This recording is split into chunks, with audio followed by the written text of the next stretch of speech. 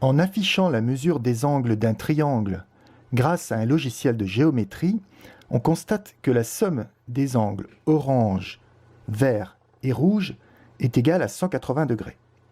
Pour vérifier que c'est toujours le cas, il suffit de tracer une droite D1 passant par les points B et C et une droite D2 parallèle à D1 passant par le point A.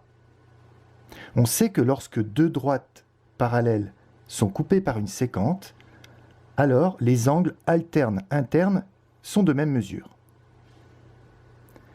Ainsi, les angles CBA et BAD sont alternes internes et de même mesure.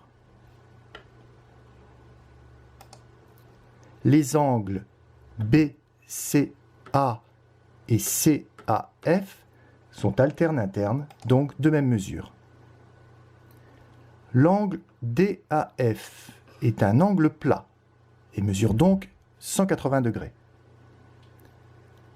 La somme des angles orange, vert et rouge est donc égale à 180 degrés. Cette propriété s'énonce ainsi. La somme des angles d'un triangle est égale à 180 degrés.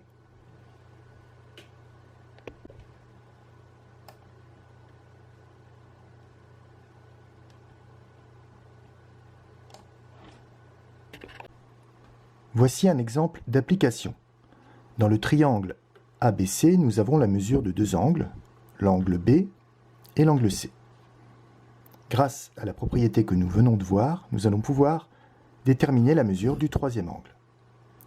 Pour cela, il faut commencer par énoncer les données. On sait que dans le triangle ABC, l'angle ABC mesure 114 degrés, l'angle BCA mesure 25 degrés. À noter que le triangle n'a pas de chapeau alors que l'angle, lui, a un chapeau.